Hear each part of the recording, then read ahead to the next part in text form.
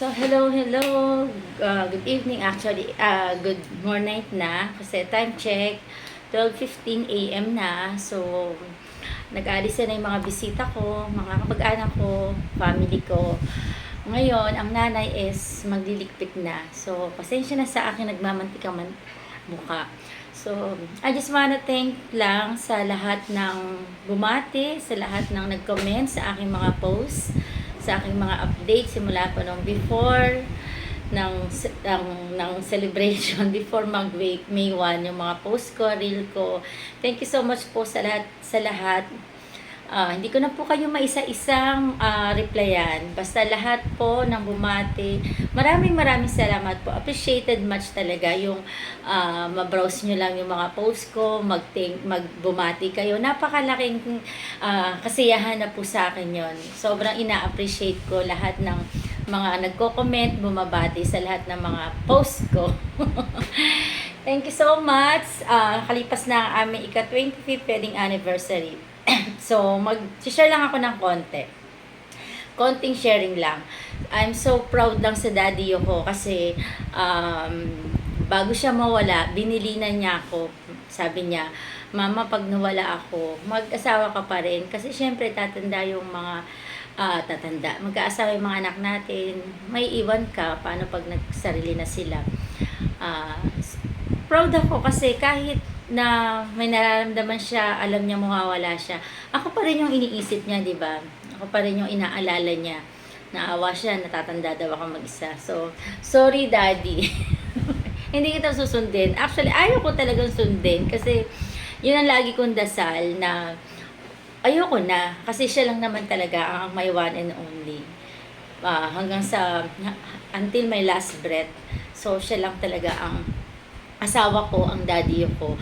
Kaya yun ang lagi kong dasal na hindi na ako ma-inlove. Tsaka matanda na ako na wala na magkakagusto sa akin. Tandaan na, swangit na. So, magpo-focus na lang ako sa mga anak ko at sa mga magiging apo ko. So, magti 3 years na rin nawala ang daddy. Siyempre, masakit na mag-celebrate, lalo silver anniversary, na sabi ko nga sa previous vlog ko na plano ko talaga renewal of vow kami, ikasal uli kami, silver wedding anniversary. Pero yun nga, may mga plano tayo na talagang hindi naman talaga ukol para sa atin. So, yun lang po guys.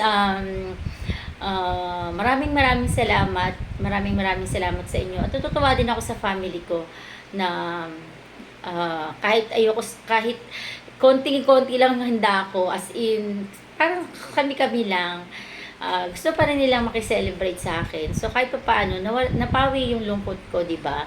Na kaysa naman magmukmuk ako sa kwarto, mag-isip na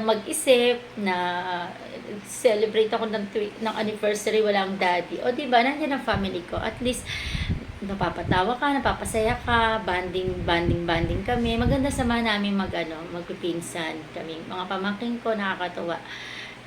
Pag pumupunta talaga sila. So, yun lang po guys. Maraming salamat. And, papasalamat ako kay Lord kasi ang daddy ko, ang daddy ko ang binigay sa akin kasi talaga namang I'm so blessed and grateful dahil very responsible, mapagmahal ang daddy. Lately na lang naging masungit siya kasi nga may sakit. Brain tumor ang naging sakit niya. So talagang given na nagiging masungit, inaaway na ako. And yun lang ang regret ko na minsan napapatulan ko siya. So yun lang po guys. Thank you so much. And kaya lagi po tayo magpasalamat sa buhay na binibigay sa atin ni Lord. Lagi magpasalamat sa umaga na ginigising tayo, sa humihinga tayo. Lagi natin yung ipagpasalamat sa Diyos. Yun lang po. Muli, maraming salamat and happy 25th silver wedding anniversary to you, Daddy. Love you so much. Love you so much. Mahal na mahal kita. And maraming salamat sa buhay na binigay mo sa amin. At eto, sa patuloy na pagdadasal ko, kahit paano naging matatag na ako. Kasi andyan naman ang mga anak natin. At patuloy ko silang mamahalin ng bonggang-bongga. That's all guys. Thank you again. Thank you. Oh, blessed. Ano na ngayon?